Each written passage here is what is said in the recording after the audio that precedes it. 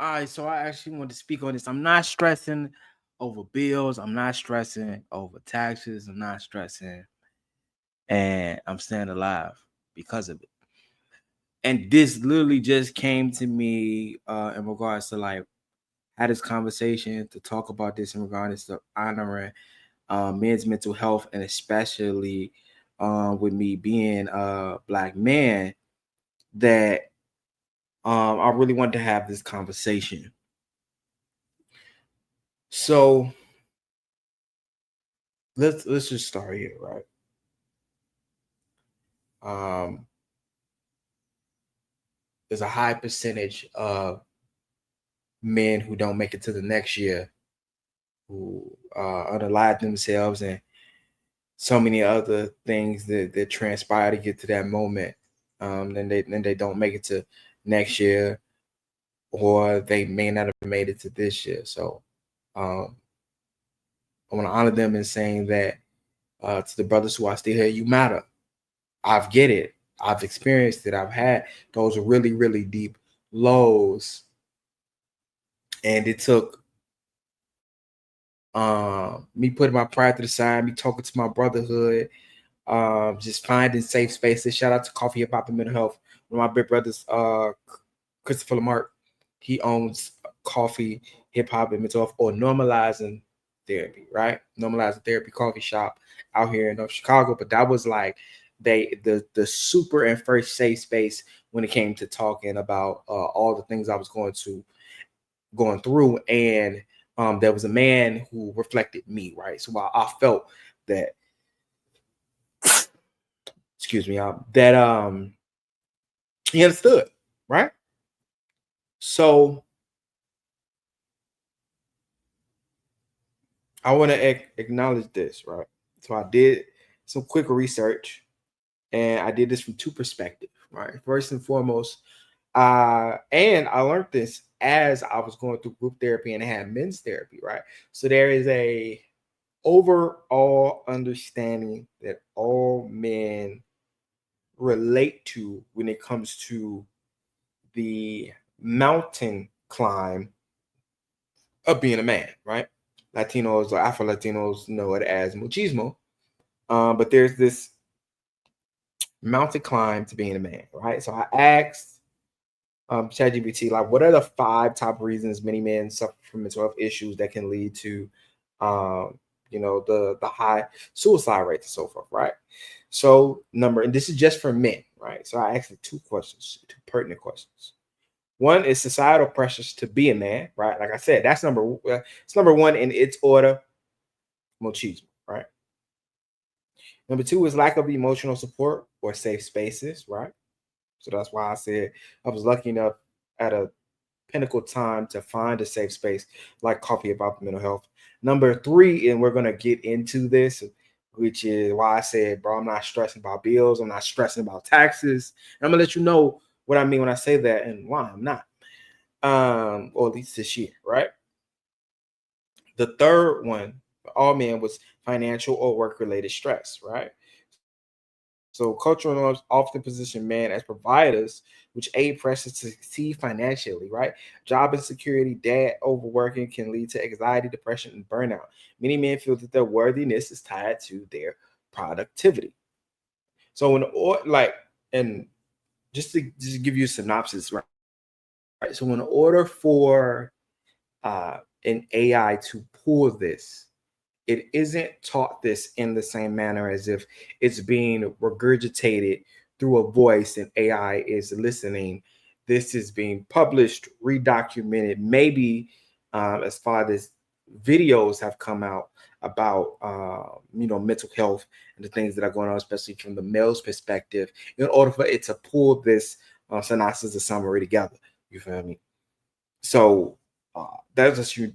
That gives you an incline of how much has been publicized, video or otherwise, about just being aware, right? And the tools. And number 3 was financial, right? Or work-related stress. Number 4 was relationship struggles or loneliness, and then 5 was reluctant to seek help. So and you can get that, like, bro, outside of like the 7 deadly sins, put your pride to the side. All my anime people call it that. But like, and I'm saying this as a man who had like I'm a Sagittarius, so I was a man who came up with a lot of pride. And I come from an environment and an era where like, bro, you suck it up. But I believe that more men need to hear that men understand that, right? And that I think that you should create your brotherhood, especially some of your oldest friends, like really sit with them and ask them, like, hey, bro, you good? You okay? You feel me? Like, how you doing? How you feeling?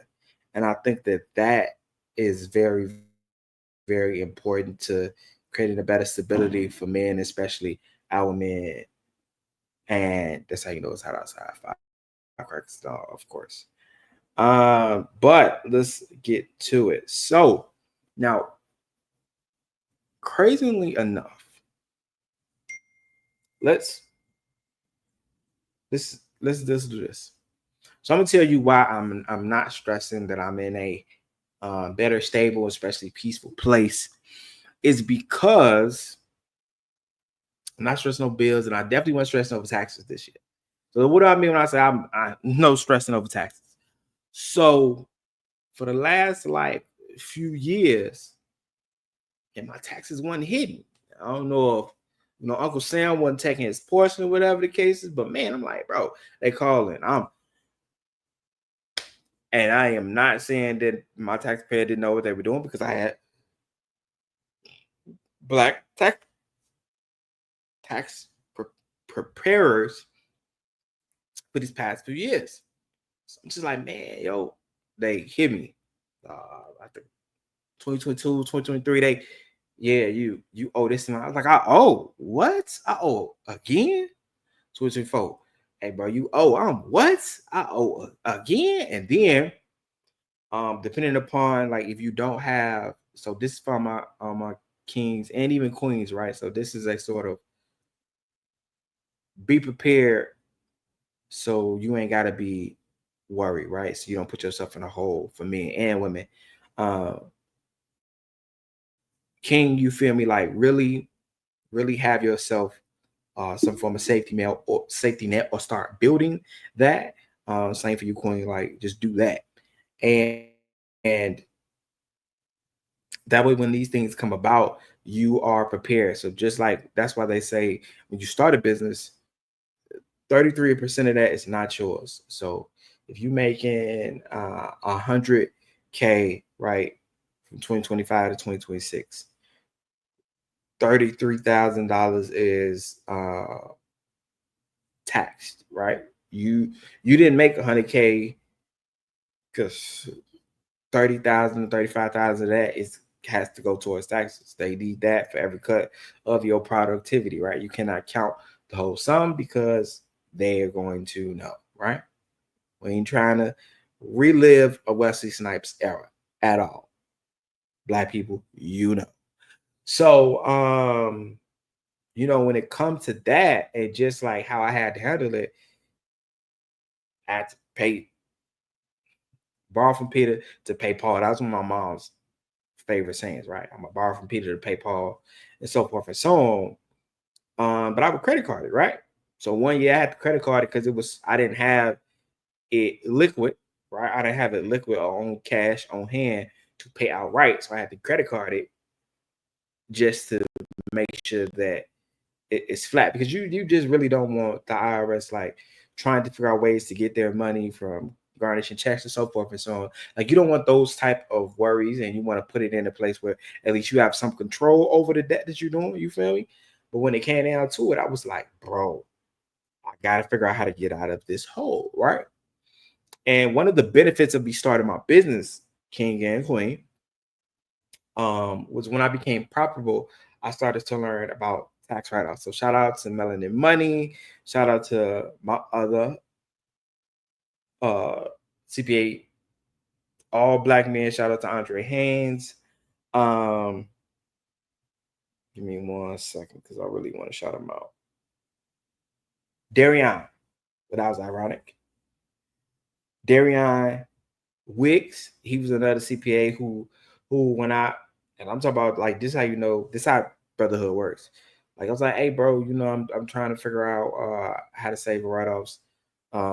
Basically gave me a free consultation, like, hey, you put this together, made a like carousel or whatever for me, and gave me some tips and tricks on how to save on my taxes, especially during my business year. And it was a blessing, right? Because I'm also going to tell you what I did with my taxes. I continue to invest in myself, and we went to the moon, right? So I didn't realize how beneficial this actually was, and the fact that my business was profitable in 2025. When I did my taxes, I got money back. First year, she called, yeah, Marcel, you are getting a refund today. I'm what? I'm shocked. You heard my mom. I'm getting a refund. Yeah, you get a refund. Do you want to take the money out of your refund to pay us, so forth and so on? I bet, y'all.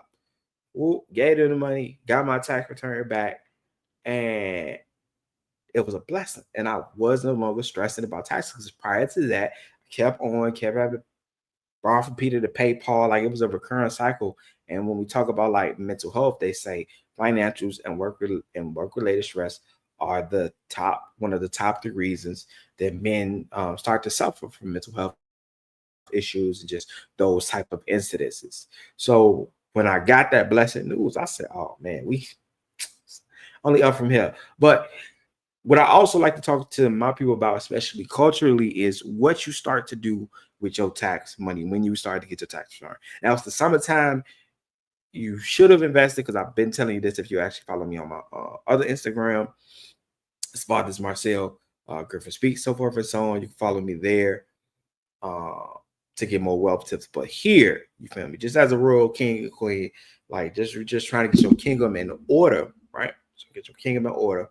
So with that being said, uh, a lot of my community culturally, and I would hear this growing up, they would count their tax money like a blessing from God to go and give the 3,000 to 6,000 to 10 to 15,000 that they're getting back to the Gucci store, to the Louis store, to a down payment on a car, on a new car, because they just want to trade their old car in, which works fine, and they're about to pay it off. But for some apparent reason, it's flexing season. And I just didn't understand that for a long. I've been thinking about this, been thinking this way for a while, y'all. I really have. But this year, I promise that I will lead by example. So this is what I ended up doing, right? So I did it in two ways. I invested in myself, and then I just overallly invested, right? So I took half of it, put it into the market, made some profits, put it into my long-term portfolio. That way, the money from this entire year consistently grows, and I'm on the peak ever since I consolidated to match what I used to have, like mid pre-pandemic wise, in my long-term portfolio, which I love. You feel me? So the kingdom is building that gold treasure chest. You feel me? So we running it. But as far as investing in myself, and because of write-offs and tax strategies, right, wealth strategies, I got this money back, and I can continue to write it off again. So same way I wrote off car expenses, house expenses, home office expenses, right? All of those things which helped shave down what would in the government's eyes as this is what you brought home, your net. Now this is what you get back. I went on one business conference, which was shout out to ETN Next Level Speakers Academy. Their business, and you write that off. Like, that's a write off for me, because that's a business conference for me as a professional speaker. And then from the flight, from the hotel, and then also InvestFest, right? So I invested in myself, and I used my tax return to go to InvestFest, flight, hotel, the ticket itself, all paid through. Because it's again, this is a business conference for me, right? So this is a business conference for me because what do I do in my business, in my actual business, and even on here when I talk to y'all, it's an extension of the things that I market in my business, which is financial literacy, which is just business ethics, professional development, and then just you being an African king and African queen from a historical standpoint, and that Black people historically did a lot with their wealth, and we can do it again. And I'm going to be a prime example of that. So I say all that to bring it through a 360. I ain't stressing over taxes. I ain't stressing over no bills, and it's keeping me here. And I'm blessed to that in regards to give honor to men's mental health awareness month because some men weren't. So I say this again to say to my brothers and sisters, keep your head up. Create yourself a safe space. Even if you got to come join me and my community, when you hit the like button, when you hit the subscribe button, like that's just to build this kingdom. That's to build this village. That's to build this community. So we can all say, like, I've been through it. I go through it. But I stay here because I have a tribe. I have a supportive group of people around me that say, and we say it without just the pie and no shame. Bro, I've been there, done that, seen that, felt that, embarrassed, uh, uh, tripped up, something up. Well, whatever it is that you believe that no one understands, I'm telling you, especially as a man, brother, look at me. I understand what you're going through when it comes to stress at the job, stress in relationship, stress in family, feeling looked over, feeling the heaviness of being a man in this world, that you're not good enough, trying to rate yourself on the scale, tracking his insecurities, like the whole nine that a lot of majority of men will more than likely go through in some phase of their life. I've been there. I understand that. I've been there. And it's going to be all right. But I also want to tell you that when you walk through this path, and when you get to that safe space, you can find your purpose and you can end up on the better side of the hill, right? You feel me? So as always, like, share, subscribe. It's the only rule, Marcel, Prince Marcel. All right, let's get to it.